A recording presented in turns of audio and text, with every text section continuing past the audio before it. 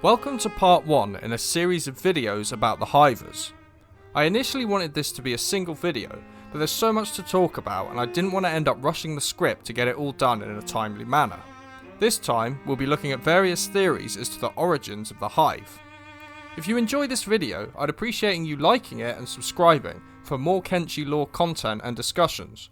And feel free to write your own suggestions, addendums and corrections to the ideas presented here in the comments. The Hivers of Kenshi are as fascinating as they are mysterious. A race of bug-like eusocial humanoids with a strict genetic caste system and total deference to their queen. We know almost nothing about their origins, only that they did not always exist upon the continent of Kenshi, as evidenced by the confusion of the skeletons in Black Desert City when they see one. Theories abound about the origins of the Hivers. Indeed, there seem to be as many theories as there are Kenshi lore fans. I'll explain some of my favourite theories here, but please post your own in the comments. A common theory as to the origins of the Hive is that they were created in a fashion similar to the Shek, that is to say, genetically engineered or selectively bred from humans by the skeletons. Some evidence presented for this theory is that the Hivers are anatomically similar to humans, all castes of the species being bipedal, capable of communicating in human languages, etc. The Hive queens also have biomechanical wombs, and the southern Hive have befriended a skeleton maintenance bot which is known to us as King. Another slightly more esoteric piece of evidence is that the Holy Nation enslaved Hivers at rebirth, rather than simply executing them. The stated purpose of rebirth is to save the human souls of those interned there, as we know the Holy Nation are aware of Shek as brother of the Okranite. This may imply that the Okranites at least believe Hivers to be related to humans. There is one key and in my opinion crucial difference between humans and Hivers though, which is the structure of their societies. Hivers, as their name implies, live in eusocial hives like those of ants and bees. From Wikipedia, Eusociality, from Greek eu, good, and social, the highest level of organisation of sociality, is defined by the following characteristics: cooperative brood care, including care of offspring from other individuals, overlapping generations with a colony of adults, and a division of labour into reproductive and non-reproductive groups. We can be fairly certain that the Shek are cousins of humanity, probably having evolved either naturally or artificially from them, and to my mind this makes sense. I've said in a previous video that the Shek are incredibly human-like, their horns and bony outer carapaces having precedent in the bone dogs and bulls of Kenshi. Their society, crucially, is very human-like, more aggressive, warlike and insular than most modern humans, sure, but the Shek fall well within the range of possible human cultures. The Hive, on the other hand, are totally unlike humans in how their society is structured. No primate on Earth behaves anything like the Hivers.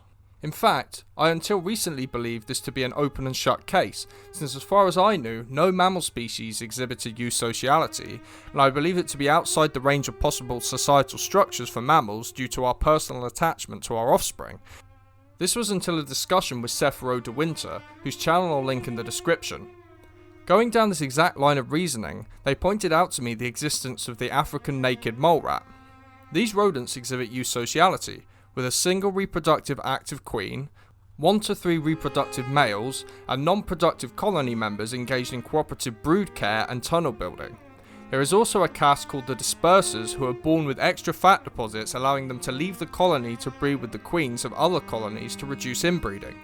Needless to say, this sent me down a rabbit hole of naked mole rat YouTube documentaries, but still isn't compelling to me. Rodents are not humanoids, and our genome split with them over 60 million years ago, and I think the skeletons would need a level of genetic engineering prowess well beyond what I believe to be feasible to have created the Hive purely from modified human DNA. As for the other pieces of evidence, the Hive princes are some of the most intelligent creatures in Kenshi, perhaps the leading scholar on the entire continent being one. And I don't think it's unfeasible to believe that they could have created the biomechanical wombs themselves. On the point about the Holy Nation, I think if we take any Okranite idea seriously without corroborating evidence, we are moving into the realms of the absurd. Another idea then is that the Hive was created by mixing human DNA with the DNA of some other animal. The critical faculties of humans may have been maintained, while insectoid anatomy and eusociality could have been grafted on, so to speak. I usually hear it suggested that the Hivers could be humans spliced with skin spiders, but I don't find this particularly convincing. The limb joint of the spider species of Kenshi are dissimilar to those of the Hivers, and though they are similar in colour to the Western hive, it has been suggested that the colour of the Western hive is down to their diet, in contrast to the meat-eating diet of the Southern hive. Furthermore, the skin spiders do not, as far as I know, exhibit Eusociality, acting more like pack animals.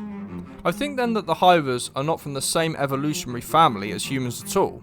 My only misgiving being that Hivers are capable of producing speech that is at least understandable by humans, and you'd think a species driven mainly by pheromone signals would have little need for complex speech, or even the brain hardware necessary to understand or produce it.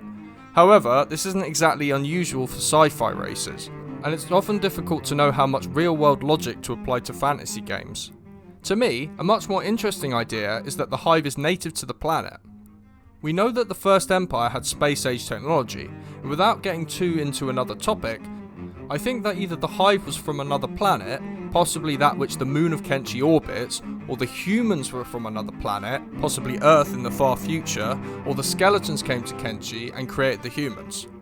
A really interesting and cool theory raised to me by commenter Ron Miller is, just a thought, what if the Hivers were the invaders that the First Empire fought off with the Behemoths? I've not heard a good refutation of this idea. I think it actually makes a lot of sense. A species with the intelligence, single-mindedness and organisational skills of the Hivers would to my mind completely overwhelm humanity given a few thousand years. Imagine ants who are 6 foot tall and capable of weapons manufacture. The warring factions of humanity would have no hope of repelling them, that is, unless they built towering metal gods to fight back. Perhaps after the war, the Hivers were banished to small islands or another continent separate to that which was occupied by the Second Empire, only to return when they were forgotten and humanity was at its weakest and most splintered, which is evidenced by their location along the coasts. Another idea I really like, though I can't remember where I heard it, is that they were forced underground into caves after the war, and as Kenshi's sea levels rose, they were trapped underground, only to emerge when the sea levels fell again. We're informed that the sea level used to be a lot higher, so this totally tracks. Whatever the origin of these creatures, we know that they will return in Kenshi 2, and whether they are more or less powerful in the prequel will give us some ideas as to their trajectory as a civilization, and whether one day the hive may be the dominant species on the continent. Next time, we'll be looking at the society, castes and sub-races of the hive, followed by a look at some famous hivers in the world of Kenshi. In the meantime, I stream on Twitch, usually Kenshi, from 7 PM British Summer Time, that's 1 PM EST on Tuesdays and Thursdays, with random streams during the days and evenings of Fridays and the weekends. So feel free to come say hi there. I'll drop a link to the stream, plus our Discord in the description of the video. As always, thank you so much for watching, and I'll see you next time.